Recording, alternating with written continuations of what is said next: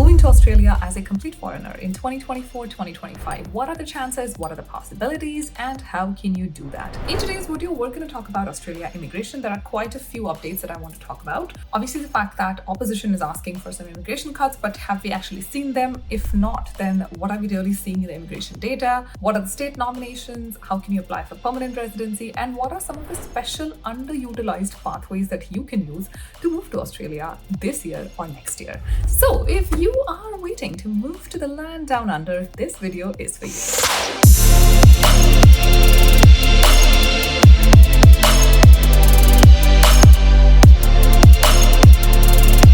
Namaste, my name is Nidhi Nagori and welcome back to my channel. If this is your first time stopping by here, thank you so much for doing so. And if you are a regular viewer, thanks for spending time with me again. I am Nidhi, I'm a finance professional. I am also a digital content creator and CEO and founder of Globaly. At Globaly, our mission is simple.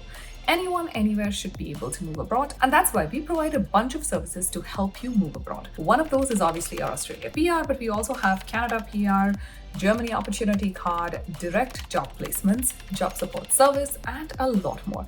If you want to know more about Globaly or if you want to evaluate your chances and how our services can help you, check the description box and fill the form. And for now, let's talk Australia. First, we're going to discuss what's happening politically, because immigration is always a political subject. What's happening politically in the country and what's the ground reality. Also, we're going to talk about state nominations next. And then finally, we're going to talk about what are some of the special pathways that you can utilize to move to Australia. So these are the three segments that I'm going to cover in the video today. Let's start with number one. What is opposition saying? So obviously the opposition in Australia, like most Western countries, is calling for an immigration cut. Now keep in mind, 18 months ago, this wasn't the story. It was the same opposition that was scaling the current government in place to get more foreigners in. That's the reason why the number of permanent residency spots were increased from 160 to 195,000 last year. The numbers are expected to sit anywhere between 160 to 195k this year as well, although the opposition is saying that it should come down to 160k again.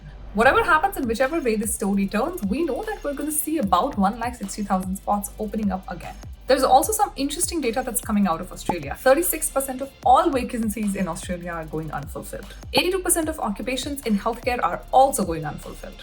This includes dentists, radiographers, optometrists, general practitioners, and many more specialities in healthcare. So overall, healthcare, 82% shortage. And also more than 70% of the tech-related jobs were deemed to be in shortage within the country. So going from 185k to 140k might not be the right decision for Australia, but we'll see how the story evolves. Now let's talk about segment number two. What are the state allocations? So Australian states get a state allocation, which is a certain number of spots that they can fill in subclass 190 or subclass 491, and that data has already come. First, we have Victoria, which houses the beautiful city of Melbourne. There are 5,000 spots that have been allocated for this year. Then we have ACT, Australian Capital Territory, which has 1,800 spots this year. Then we have Northern Territory with 1,600 spots. South Australia with 3,800 spots. Western Australia with 5,000 spots. Queensland with 1,200 spots. New South Wales that houses the beautiful city of Sydney with 5,000 spots. And Tasmania with 2,860 spots. So if you're looking to apply for subclass 190 or 491, then you can consider state nominations as an option for yourself. Obviously, each state has its own criteria, so look at onshore or offshore criteria depending on what your own situation is. Now, I do want to point out that as of today, when I'm shooting this video, Western Australia and ACT are already open for nominations.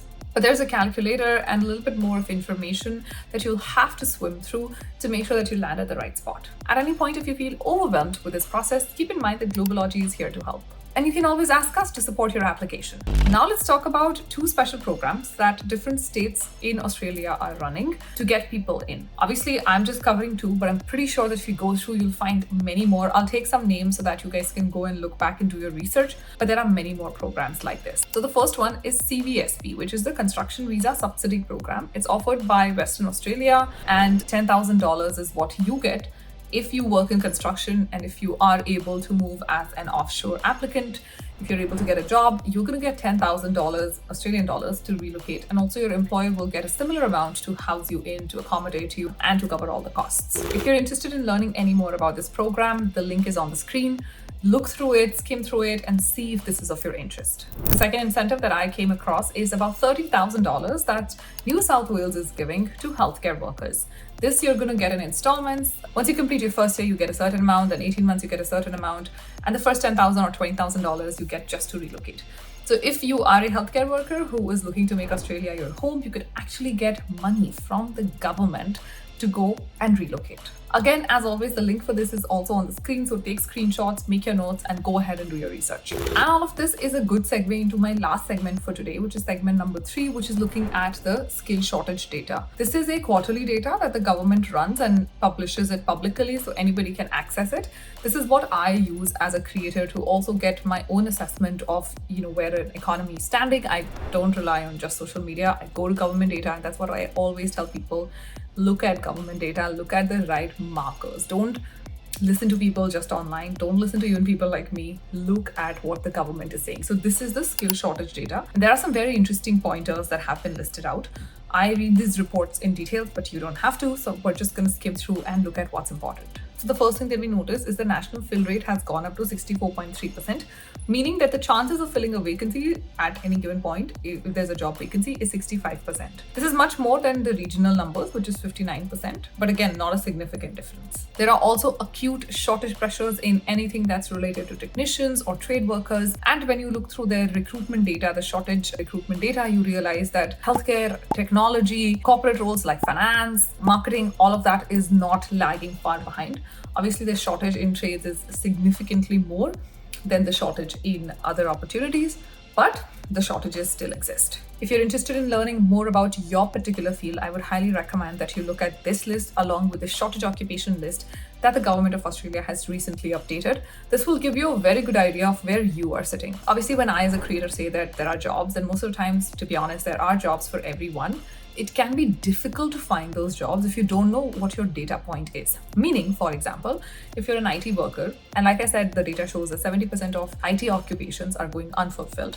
It's important to note where those occupations are. Are they more in New South Wales? Are they more in Victoria? Instead of knowing that they're all over Australia, just knowing where the opportunities are more for your specific field will help you target your applications better. And that's why I personally always encourage that you use and reuse government data. If you are interested in applying for a PR through the state nomination or just otherwise, let us know through Globaly and we'll be more than happy to help you. And I'm also thinking about making a video, like another crisp video about what websites you can use, because there are some new websites that I've discovered through obviously Globaly and like our work that we do that you could use to do job applications in Australia. I'm not giving out the full resource because that's meant for our clients in JSS. But if you are interested in like 3 or 5 of those amazing websites that you can use for Australia, I'd be happy to do a video. So let me know your thoughts about that in the comment as well.